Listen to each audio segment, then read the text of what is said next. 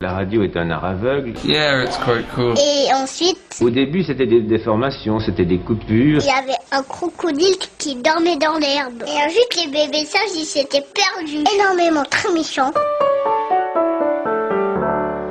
Bonjour, bienvenue à vous dans cette série de podcasts qui n'a en fait qu'un seul but, c'est de vous permettre de découvrir des choses et des gens. Et avant de commencer, je voudrais tout spécialement saluer tous ceux qui nous écoutent depuis l'île de Beauté, depuis la Corse. Le 15 août 1769 naissait à Ajaccio, en Corse, un certain Napoléon Bonaparte. Nous n'allons pas répondre à la question de savoir s'il fut un génie ou un dictateur, puisque les historiens sont un petit peu partagés sur la question. En 2015, à l'occasion du bicentenaire de la bataille de Waterloo, j'ai eu le plaisir d'interviewer Raphaël Laloux, qui est journaliste sur RCF Corse, qui est aussi donc un collègue, et qui est un petit peu, on peut dire, le spécialiste de Napoléon. Alors, si vous voulez en savoir plus sur Napoléon Bonaparte et vous faire une idée, eh bien, n'hésitez pas à écouter ce podcast. Et tout de suite, Raphaël Laloux nous parle un petit peu du milieu dans lequel est né et a évolué Napoléon Bonaparte. C'est une famille de bonne noblesse aux multiples origines italiennes. D'une part, lombarde par sa mère, la branche Ramolino, et toscane ou proche de la Toscane par son père, la branche Bonaparte. Et c'est une famille de bonne noblesse, une famille qui a donné des gens d'église et des juristes, une famille qui s'est installée en Corse pour les Bonaparte venant d'Italie à la fin en pleine Renaissance, si vous voulez, et qui s'est alliée ensuite à un certain nombre de familles insulaires importantes et localement puissantes. Donc c'est une famille, les Bonaparte, qui a des rameaux familiaux en Corse, à peu près dans toute la Corse, de longue date déjà, lorsque Napoléon naît à Ajaccio le 15 août 1769. Et c'est une famille qui, du point de vue nobiliaire, est intéressante et importante, mais qui n'a pas beaucoup d'argent. Et qui, comme toutes les familles corses, vit un peu, du point de vue nobiliaire et même autre, sur un système autarcique du point de vue économique et nourricier. Voilà. Quel genre d'enfant était Napoléon ? Alors c'était un enfant qui a été très suivi par sa mère, comme elle a d'ailleurs beaucoup suivi le reste de ses enfants aussi, Laetitia Ramolino Bonaparte. Mais c'est un enfant qui est déjà doté, dit-on, selon certaines sources anciennes et puis selon certains chercheurs du XIXe siècle, d'un tempérament d'enfant turbulent. L'empereur lui-même, une fois tombé à Sainte-Hélène, reviendra lui aussi par des anecdotes nombreuses sur ce sujet. C'est un enfant qui avait du caractère, qui était déjà curieux de beaucoup de choses, qui devient très vite un grand lecteur passionné et qui va, contrairement à une partie de sa génération, ne pas être formé en Italie, comme l'ont été plusieurs des Bonaparte, dont son père en droit, mais être formé dans les écoles royales françaises, puisque Charles Bonaparte va obtenir pour lui et pour une partie de ses enfants des bourses dans les écoles militaires du roi de France, puisque la Corse, vous le savez, en 1769, est devenue, après l'indépendance tentée par Paoli, est devenue française. Donc il va être élevé à la française, mais sans couper complètement ses liens avec la Corse, puisque devenu transplanté sur le continent en 1779, à peu près à 10 ans, il va entretenir avec sa famille une importante correspondance pour savoir ce qui se passe non seulement dans la famille, mais naturellement dans l'ensemble de la Corse et sur la plupart des grands sujets ou des sujets intimes. Vous parlez d'anecdotes, il y en a une qu'on a trouvée. Il était élève à l'école militaire de Brienne-le-Château et il aurait, donc en 1783, dirigé ses camarades lors d'une bataille de boules de neige. Est-ce que c'est une anecdote que vous, en tant qu'historien, vous pouvez dire qu'elle était réelle, vraiment ? Alors, il n'y a pas véritablement de source absolue, c'est une tradition qui a longtemps été exploitée, qu'on considère toujours avec sympathie, qui n'est pas totalement étayée. Mais il aurait très bien pu, à Brienne, devenir autre chose qu'un officier destiné à l'artillerie, par exemple, puisqu'il était même destiné au service de la marine. Napoléon aurait pu devenir un marin et non pas un officier d'artillerie brillant. Pour ce qui concerne le fameux épisode des boules de neige, que d'ailleurs Abel Gance reprend aussi dans son célèbre film, c'est une tradition qui doit plus à un certain nombre d'anecdotes dont on n'est pas sûr qu'à un fait historique entièrement étayé, mais c'est une tradition qui a la séduction longue et la vie un peu dure. Donc pourquoi la rejeter forcément ? Lors de son instruction militaire, est-ce qu'on pouvait déjà déceler chez Napoléon des capacités de dirigeant, de leader ? Alors, il a incontestablement une culture livresque et pas seulement militaire, mais aussi historique et littéraire extrêmement importante. Ce qui est caractéristique de Napoléon, c'est donc que c'est d'abord un remarquable et un grand lecteur. Pour le reste, il est un brillant jeune officier, mais en apparence tout à fait dans la ligne de la moyenne des bons officiers bien formés de son époque, dans les écoles royales. Cela dit, il a conscience, lui, très tôt, qu'il a certains talents. Il va tenter de les montrer, d'abord en Corse, d'ailleurs, où il revient au moment de la Révolution, un peu longuement, en différents séjours et à différents moments. Ça va échouer. Il va tenter d'abord un jeu plus électoral et plus politique. Et puis, il va prendre part à une expédition décidée contre la Sardaigne, le royaume de Piémont-Sardaigne de l'époque. Et malheureusement, lui va remplir sa part du contrat, mais l'affaire va échouer du fait des troupes en partie marseillaises qui sont indociles et qui sont incapables de mener à bien le reste de l'expédition. En fait, il va prendre conscience de son talent militaire assez vite et il va le démontrer, mais profondément, alors là, en Italie, et c'est d'ailleurs entre l'Italie et l'Égypte qu'il va comprendre aussi que son étoile militaire, celle en laquelle il croit depuis la bataille de Lodi, qui est aussi l'étoile du destin pour lui, va devenir également une étoile non seulement militaire, mais politique. C'est en Égypte, principalement, qu'il va avoir conscience que son rôle militaire, qui est déjà imposant, peut se compléter par un grand rôle politique. Est-ce que Napoléon a joué un rôle lors de la Révolution française en 1789 ? Alors, en 1789, il a assisté à un certain nombre d'événements, notamment à Paris, et en province, en France. Il n'a pas joué un rôle de premier plan à ce moment-là, mais il en a été, pour certains de ces événements, quelquefois témoin. En revanche, il joue un rôle majeur face aux Anglais à Toulon en bon officier d'artillerie en 1793-94 lorsqu'il repousse les Anglais de Toulon.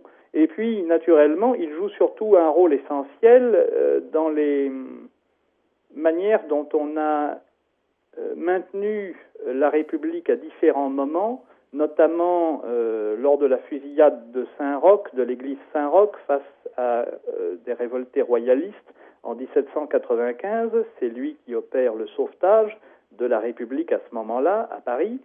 Et puis, il a joué un rôle important aussi lors d'une autre crise politique avant celle du 18 Brumaire, qui est la crise du 18 Fructidor, en expédiant à Paris, là encore, pour maintenir la République, l'un de ses officiers principaux, Augereau. Mais c'est bien sûr, après l'Italie et son prestige important acquis en Italie, prestige également politique, et après son rôle politico-militaire en Égypte, qu'il va pouvoir devenir un acteur de premier plan au moment de la crise de 1799 et des 18 et 19 Brumaire, donc en novembre 1799. Et est-ce qu'en fait Napoléon était proche des Jacobins ? Alors ça, c'est une question difficile. Il a été proche, par certains biais, d'un frère de Robespierre, et on l'a considéré à un certain moment, à la chute de Robespierre en 1794, comme un jacobin.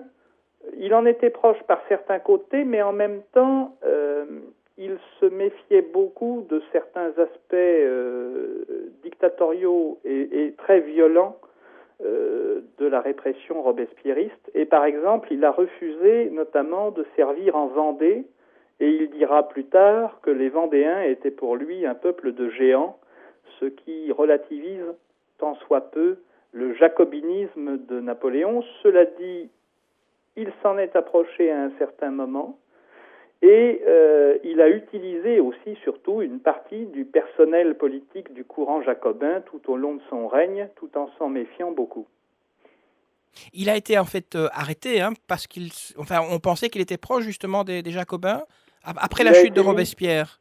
Il a été mis aux arrêts, effectivement, très brièvement dans le sud de la France, mais son sort s'est réglé finalement favorablement et il a été réintégré dans l'armée en 1795 de manière tout à fait logique. Mais non, on ne peut pas dire qu'il ait vécu une véritable épuration. Il a connu très brièvement quelques temps de prison, mais ça n'a pas duré longtemps.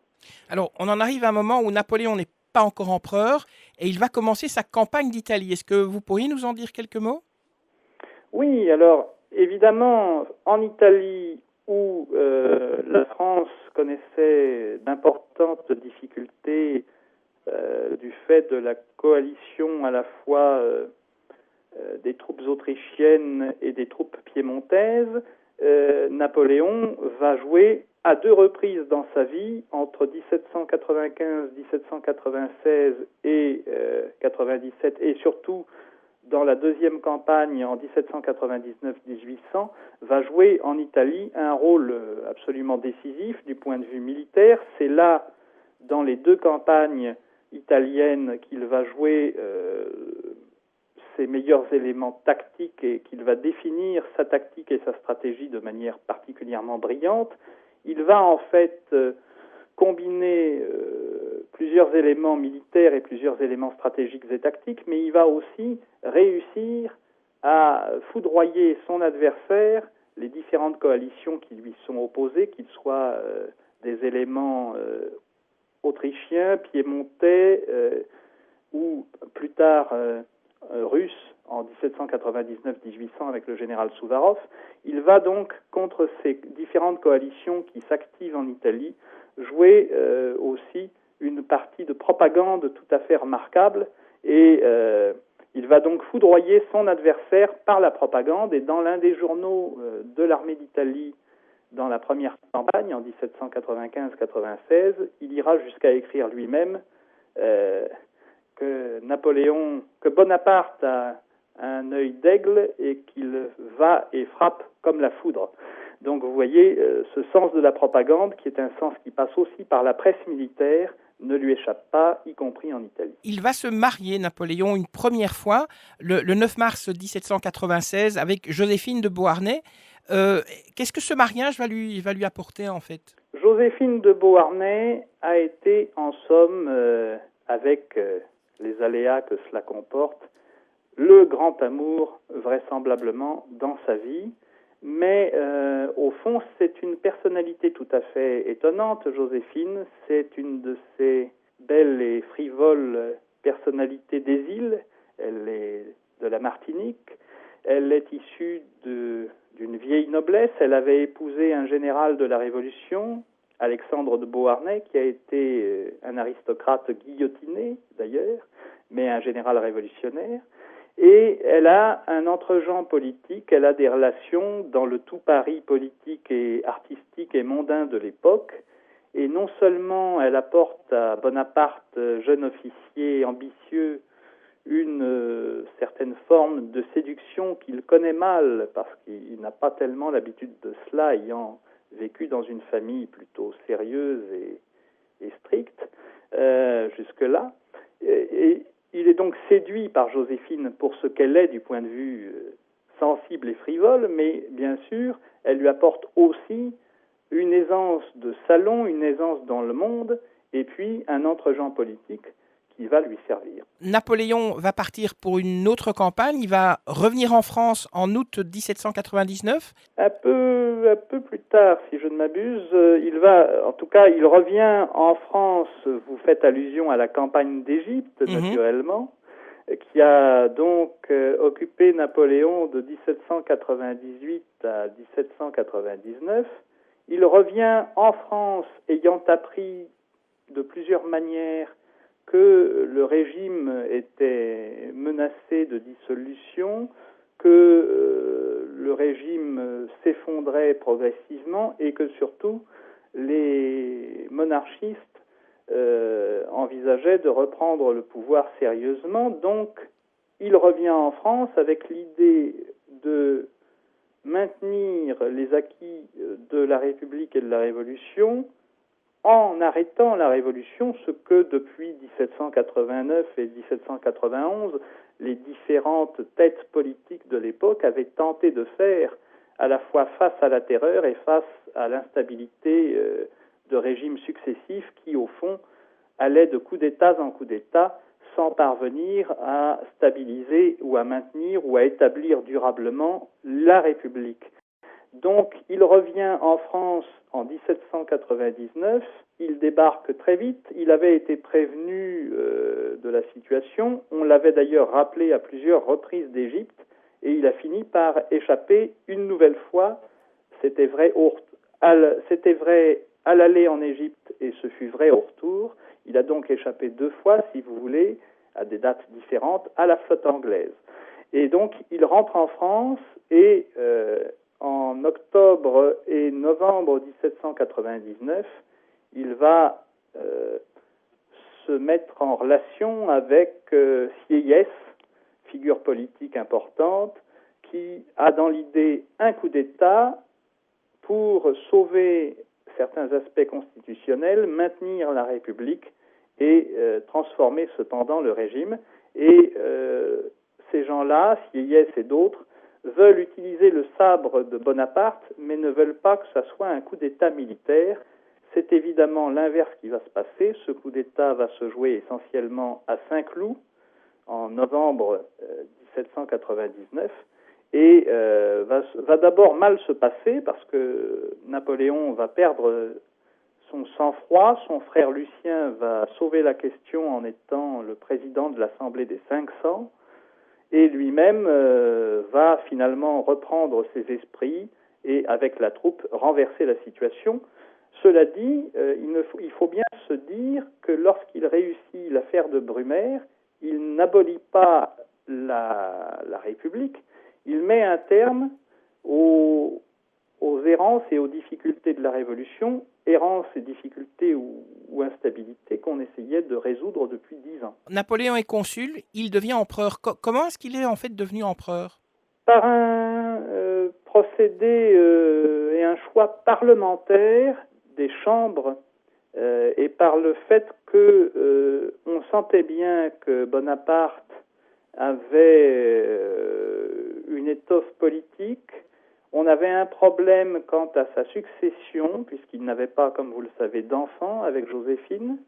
Et la solution de l'Empire est une solution qui s'est imposée dans les esprits de certains proches du régime, notamment Fontane et quelques autres, et qui s'est traduite par un vœu du Sénat. Et en fait, Napoléon devient l'empereur et le protecteur de la République française. Il ne faut pas le perdre de vue, cet aspect parlementaire et cet aspect républicain de l'Empire napoléonien. Lorsque Napoléon devient empereur, il place l'Église catholique en fait comme église officielle en France, et c'est en fait grâce à lui que les prêtres sont payés par l'État. Alors, si vous permettez, oui, une petite précision. Le Concordat, puisque c'est à cela que vous faites allusion, entre la France et le Vatican et le pape Pie VII, ne date pas de l'Empire ou de l'établissement de l'Empire. Il est rendu possible sous le consulat déjà, puisqu'il date en fait de 1801 et de 1802, l'Empire étant établi en 1804. C'est ce qui explique simplement que le pape soit invité à se rendre à Paris pour sacrer l'empereur Napoléon, mais le rétablissement de l'Église catholique en France est effectivement l'œuvre de la volonté de Napoléon et de ses négociations avec le Saint-Siège, et ça entre dans une logique de pacification civile et religieuse qui est toute l'œuvre du consulat, et qui se traduit également et se maintient sous l'Empire avec naturellement des relations parfois difficiles entre la papauté et l'autorité de Napoléon. Mais effectivement, c'est grâce à lui que le clergé français est rétabli, que le catholicisme est maintenu et rétabli après une longue période d'hostilité vécue par lui sous la Révolution. Et donc, c'est au moment où l'Empire se fait, le Concordat, lui, est déjà établi. Napoléon Bonaparte met des réformes en place au point de vue sociétal, économique, et entre autres, il institue le Code civil, qu'on appelle Code Napoléon, qui a aussi influencé notre Code civil en Belgique, mais pas seulement qu'en Belgique, il y a eu d'autres pays qui ont été influencés aussi. Alors, c'est parfaitement exact. Le Code Napoléon, qui est en fait pour une très large partie, son œuvre directe, c'est une longue procédure que l'histoire de ce code, qui commence en partie sous le consulat, qui est, il ne faut pas oublier que Napoléon était membre de l'Institut, que c'était aussi un esprit scientifique et un juriste habile, et un grand nombre de discussions juridiques se sont établies pour établir non seulement effectivement ce code, qui prend sa forme définitive sous l'Empire et devient à ce moment-là le Code Napoléon. Jusque-là, c'était le Code civil. Et il s'est effectivement traduit ou manifesté dans un certain nombre de pays qui ont été gérés, occupés ou qui se sont trouvés sous tutelle ou sous autorités françaises tout au long de l'Empire. C'est vrai pour une partie des États italiens, c'est vrai pour la Belgique en particulier aussi. C'est vrai, mais pour la Belgique, ça s'est joué un peu avant. C'est vrai pour un certain nombre de pays beaucoup plus éloignés de la France, et notamment certains pays d'Asie qui, eux, ont été très sensibles à l'influence juridique et au prestige de ce code et l'ont réutilisé. Et on trouve, par exemple, aux États-Unis, en Louisiane, un code qui s'inspire très largement du code Napoléon, au point de vue judiciaire aussi, et pas seulement civil et pénal donc, et qui est un code qui, à 80%, vient du code de Napoléon. Et longtemps, en Louisiane, les débats se faisaient à la fois en anglais et en français, mais c'est le seul État américain qui soit pratiquement directement géré par un code dit Napoléon, et qui l'est encore aujourd'hui. Maintenant, on va peut-être un peu parler des deux campagnes de Napoléon, qui ont été un peu ces deux dernières campagnes, celle de Russie et d'Allemagne. Oui. Alors, la campagne de Russie, en fin de compte, il y est contraint par le fait que le tsar de Russie ne veut pas entendre parler du fameux blocus continental, du système continental de résistance économique et de blocus économique contre l'Angleterre, et le tsar, qui joue un rôle, disons-le, d'une grande ambiguïté dans cette période-là, après avoir traité avec Napoléon en lui disant « Sire, je suis comme vous, je déteste les Anglais », et Napoléon lui répondant « Eh bien, dans ce cas-là, sire, la paix est faite », a changé son fusil d'épaule, aiguillé en bonne partie par Talleyrand, qui a trahi les intérêts de la France à ce moment-là, en tout cas ceux de l'Empire, et qui s'est rapproché de la Russie. Et donc, le tsar Alexandre mobilisait ses troupes, en fait, contre Napoléon, lorsque, finalement, Napoléon se décide à la fameuse campagne de Russie, qui se terminera fort mal en 1812, malgré l'entrée des Français dans Moscou. Le vrai objectif aussi était de profiter de la campagne de Russie pour agir et délivrer la Pologne, et là aussi, cela n'ira pas à son terme. Pour ce qui concerne la campagne d'Allemagne, c'est la conséquence logique d'un certain nombre d'éléments liés à la remise en place militaire et patriotique de l'Allemagne et aux conséquences des pertes françaises en Russie. Et c'est ce qui va déboucher sur la fameuse invasion progressive de la France entre 1813 et 1814, et notamment donc à la fameuse campagne de France de 1814, qui sera suivie par la première abdication, et donc par le départ à l'île d'Elbe, puis le retour, et enfin, naturellement, toute la campagne des 100 jours qui se termine, comme vous le savez, du moins militairement, à Waterloo. Waterloo, parlons-en un petit peu. Qu'est-ce qui a provoqué justement cette bataille de Waterloo? Eh bien, un choix de recherche du choc décisif, comme souvent chez Napoléon. Disons-le clairement, la bataille aurait-elle pu sauver l'Empire en cas de victoire? Ça n'est pas certain. Ça aurait peut-être permis à Napoléon de négocier en de bien meilleures conditions. Il espérait une victoire franche, disons-le aussi. Face aux Anglais, il a bien failli réussir. Ce qui s'est joué en fin de compte, s'il n'y avait pas eu l'arrivée prussienne bien connue de Blücher, ma foi, la bataille pouvait être gagnée. Mais toute une série de circonstances complexes, qu'il est trop long de rappeler ici, font que finalement Waterloo est une défaite française et que tout cela se termine par une nouvelle entrée dans Paris des puissances coalisées européennes, anglaises, russes, des différentes provinces d'Allemagne et d'Autriche contre Napoléon. Cela dit, après Waterloo, il a hésité à faire à nouveau, sur le conseil de son frère Lucien, un 18 Brumaire et un appel à la nation pour lever la population en masse, comme la Révolution face aux invasions. Il a finalement renoncé. Après Waterloo, on le sait, donc Napoléon était exilé à Sainte-Hélène et c'est là qu'il va s'éteindre. Alors c'est là qu'il va s'éteindre, le 5 mai 1821, après près de 6 ans d'exil. Effectivement, dans le culte de la religion catholique dans laquelle il était né un peu plus de 51 ans plus tôt. Et il va s'éteindre en ayant dans ses souvenirs qu'il dicte le fameux mémorial de Sainte-Hélène et d'autres dictées, d'autres textes, en n'ayant jamais oublié cette petite île de Corse où il était né et qu'il n'avait jamais totalement renié ni perdu de vue et des yeux. Une dernière question en Corse, est-ce que Napoléon est très important? Est-ce que c'est quelqu'un qui vraiment a beaucoup influencé la Corse? Est-ce qu'il continue encore à l'influencer aujourd'hui? C'est un personnage qui fascine les Corses, mais envers lequel ils ont parfois été sujets à une vision ou critique, parce qu'on considérait qu'en Corse il avait été tout de même fort dur par certains aspects judiciaires et notamment par une police militaire confiée au général Morand, qui a été d'une franche brutalité, mais comme la police de l'époque, la police militaire était brutale dans d'autres régions et pas seulement en Corse après tout.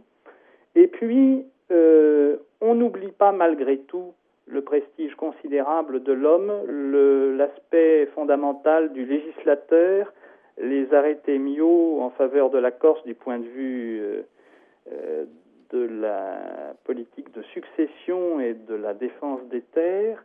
Et puis, il est en train d'être redécouvert parce qu'il y avait un autre homme aussi en Corse qui comptait à l'époque de Napoléon et un peu avant, qui a fait rêver une partie de la Corse et qui a étonné une partie de l'Europe, au dire de Jean-Jacques Rousseau, n'est-ce pas? C'était Pascal Paoli. Et disons que longtemps, le débat s'est joué entre les partisans de Pascal Paoli et ceux de Napoléon, et puis on est en train, au fond, comme cela avait été déjà tenté et en partie réussi sous le Second Empire, on est en train de réconcilier finalement les deux courants, et donc oui, Napoléon est encore très présent et très sensible dans la mémoire et dans la vision intellectuelle des Corses, et puis il n'oublie pas qu'il a offert à ses compatriotes, même s'il les a parfois jugés sévèrement, des carrières absolument fabuleuses et étonnantes, et puis la destinée de météore de cet homme ne peut cesser de fasciner des esprits aussi sensibles, latins, méditerranéens et propices à la rêverie et à l'action que les Corses. Ça y est, c'est fini.